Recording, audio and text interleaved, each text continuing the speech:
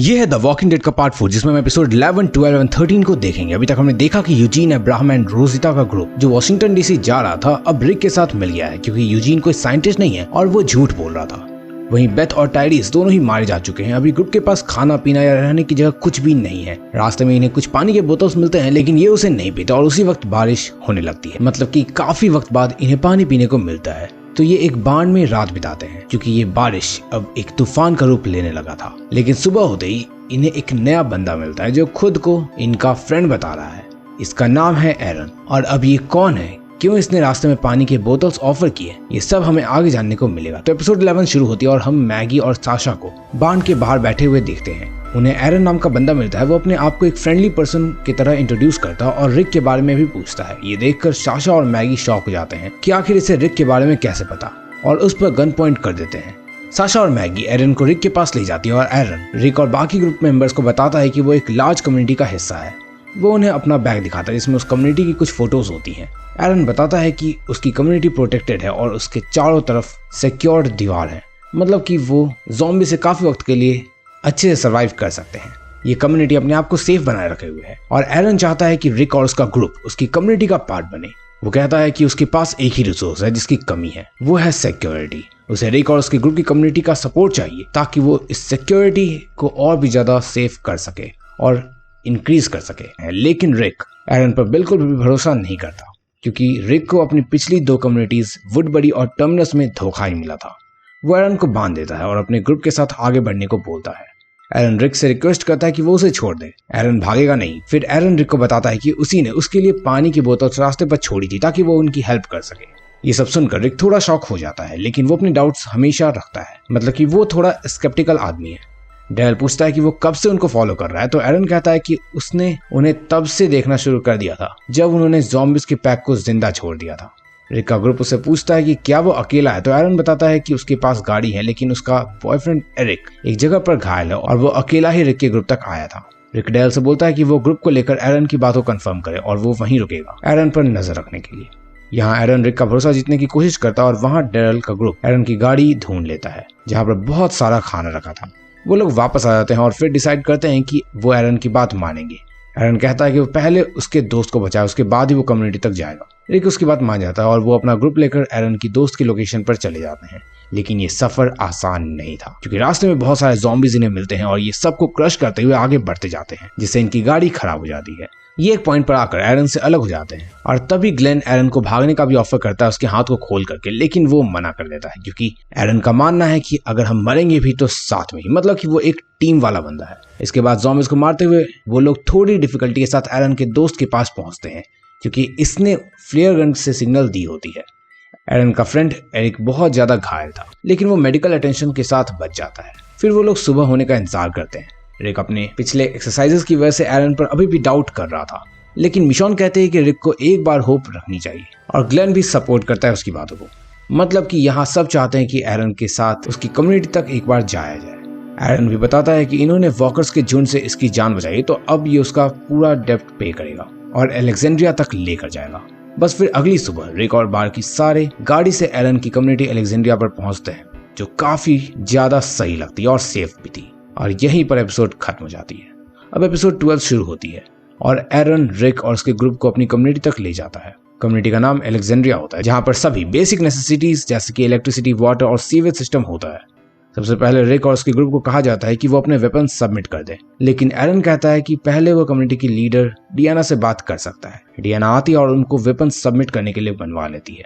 ये orientation day था तो डियाना सबसे पहले रिक और उसके ग्रुप से एक एक करके उनके जर्नी और एक्सपीरियंसेस के बारे में पूछती है और वो उनके अभी तक के ज़ॉम्बी वर्ल्ड के एक्सपीरियंसेस को रिकॉर्ड भी करती है ताकि वो एक मेमोरी की तरह उसे सेव कर सके कि इन्होंने कैसे सर्वाइव किया और क्या स्ट्रेटजी इन्होंने अपनाई। इन्हीं बातों में रिक की कन्वर्सेशन सबसे ज्यादा डार्क रहती है। वो अपने सारे ट्रॉमेटिक एक्सपीरियंसेस को खोलता है और बताता है कि कैसे उसको कई बार धोखा मिला है और उसने उसके ग्रुप पर आंख उठाने वाले सभी लोगों को मौत के घाट उतार दिया था।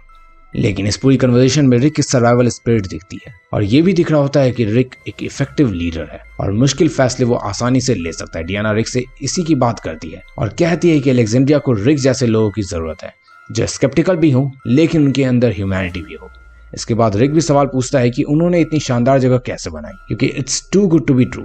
तो डियाना बताती है कि वो पॉलिटिशियन थी और जब क्राइसिस शुरू हुई थी तभी वो डिस्ट्रिक्ट के लोगों को मदद करने के लिए ओहायो जा रही थी, जहाँ की वो रिप्रेजेंटेटिव भी थी। लेकिन तभी कुछ आर्मी के लोगों ने उन्हें यहाँ डायरेक्ट कर दिया, मतलब कि यहाँ आने को बोल दिया, और वो बाद में आने वाले थे बट कोई भी यहाँ नहीं पहुंचता। ये एक तरह की न्यू स्मार्ट सिटी थी जहाँ की सस्टेनेबिलिटी, सोलर पैनल, सभी चीजें मौजूद थी। अब इस जगह पर जितने भी लोग थे वो बाहर की दुनिया से अच्छे से वाकिफ नहीं थे और डियाना चाहती थी कि यहाँ कोई ऐसा रहे जो बाहर की दुनिया को भी लीड कर सके, जिसके अंदर इंसानियत भी हो और सर्वाइवल स्पिरिट भी, जैसे कि रिक बोलता है कि हमें यहाँ सबको इन्वाइट नहीं करना चाहिए क्योंकि यहाँ कई लोग अब ट्रस्ट के लायक नहीं है। जिसके बाद वो यहाँ से चला जाता है और उसे अलेक्जेंड्रिया में एक घर असाइन होता है। वो कार्ल और जूडिथ को लेकर उस घर में शिफ्ट हो जाता है। वहां पर नहाता है और शेव कर लेता है। तभी डोर पर कोई नॉक करता है और वो हुस्न परी और जाने जहां जेसी होती है, जो अलेक्जेंड्रा की ही एक रेसिडेंट है। अब रिक का भी दिल आने वाला है। वो बताती है कि डियाना ने उसे रिक के बाल काटने के लिए भेजा है। वो बताती है कि पहले वो एक हेयर स्टाइलिस्ट थी लेकिन अब वो कुछ भी नहीं है। बस रिक इतनी सुंदर लड़की को देखकर झट से जेसी से बाल कटवाने को मान जाता है। जेसी बताते हैं कि उसके 2 बेटे भी हैं जो कार्ल जितने ही बड़े हैं, मतलब कि उसका एक हस्बैंड भी होगा। और यहाँ पर रिक थोड़ा उदास हो जाता है कि अरे यार पत्ता कट गया। लेकिन इसके बाद कार्ल उसके दोनों बेटे और एक लड़की एनेट से मिलता है, जहाँ उसे काफी वियर्ड लगता है क्योंकि वो काफी सालों बाद वीडियो गेम्स वगैरह खेल रहा था, या फिर यूं कहूँ कि पहली बार उसने वीडियो गेम्स जैसी चीजों को देखा था। इसके बाद रिक, डैरल और कैरल एक जगह पर मिलते हैं। वो डिस्कस करते हैं कि कैसे उन्हें अलग अलग घर मिले हैं और शायद वो लोग उन्हें अलग करके बांटना चाहते हैं। इस पर रिक बोलता है कि उसका ग्रुप उस रात एक ही घर में रुकेगा। डियाना रिक के घर पर आती है और पूरे ग्रुप को देखती है। वो पूछती है कि क्या कोई प्रॉब्लम है, तो रिक मना कर देता है और डियाना फिर ग्रुप को अकेला छोड़कर चली जाती है। रिक को अभी भी डर लग रहा होता है। वो अगली सुबह कैरल और जूडिथ के थोड़ी दूर जाने पर ही बहुत ज्यादा घबरा जाता है, लेकिन जैसे उसे बताती है कि कैरल और जूडिथ पास में एक ओल्ड कपल के पास है। फिर ग्लेन यहाँ रह रहे 2 बंदे एडन और निकोलस के साथ एक रन पर जाता है। यहाँ पर एडन ने एक वॉकर को बांधा होता है जो लगभग रिक के ग्रुप मेंबर को बाइट करने ही वाला था, लेकिन ग्लेन उसे मार देता है। इस पर एडन उससे नाराज हो जाता है। वो लोग वापस अलेक्जेंड्रिया जाते हैं जहाँ पर यही बहस चल रही होती है। इसी वजह से एडन और ग्लेन में लड़ाई हो जाती है।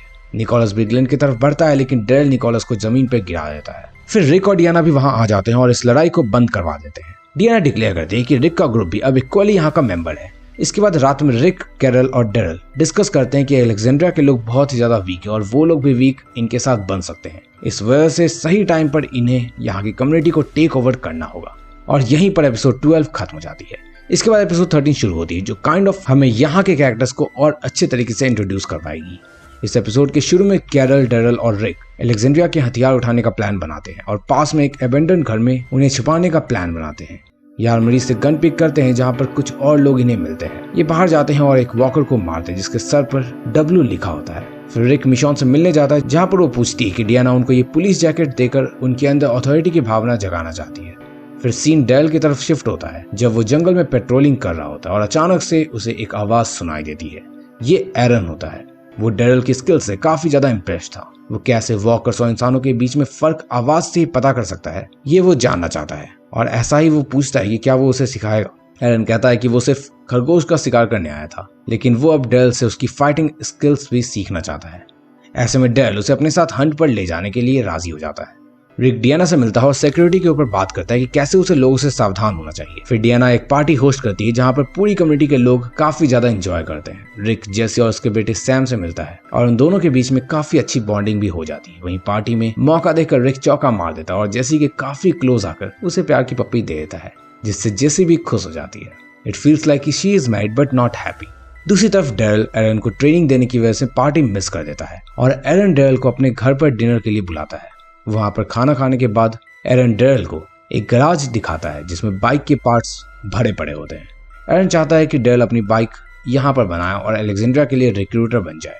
इसके बाद रिक, डैरल और कैरल अपनी जगह पर वापस से मिलते हैं और डिसाइड करते हैं कि अलेक्जेंड्रिया की आर्मरी से उनके सारे वेपन्स चुरा लें, क्योंकि वेपन्स की कभी भी जरूरत इन्हें पड़ सकती है यहाँ को टेक ओवर करने के लिए। कैरल आर्मरी चुरा रही होती है कि उसे जेसी का बेटा सैम देखता है, जिससे कैरल कुछ कहानी सुनाकर बहुत अच्छे से डरा देती है। इसके बाद तीनों एक प्लान बनाते हैं और सारे वापस अलेक्जेंड्रिया चले जाते हैं। रिक जब अंदर आता है तो वो जेसी और उसके पति को देखता है और उसे उसका बिहेवियर थोड़ा अजीब लगता है, जैसे कि जेसी डरी हुई हो। और वहीं रिक अपने कॉप वाले अटायर में हैप्पी मूड में यहाँ की सेफ्टी इंश्योर करने लगता है और ये एपिसोड यहाँ खत्म हो जाती है। अब क्या दिक्कत है जेसी की मैरिड लाइफ में और रिक कब यहाँ की कम्युनिटी को टेक ओवर करेगा, ये सब हमें आगे देखने को मिलेगा। वैसे अगर तुम्हें हमारा टेलीग्राम ग्रुप ज्वाइन करना है तो लिंक डिस्क्रिप्शन में है, ज्वाइन कर लेना। बाकी और भी मूवीज की एक्सप्लेनेशन लेफ्ट साइड पे पड़ी हुई है, जाकर देख सकते हो। बाय।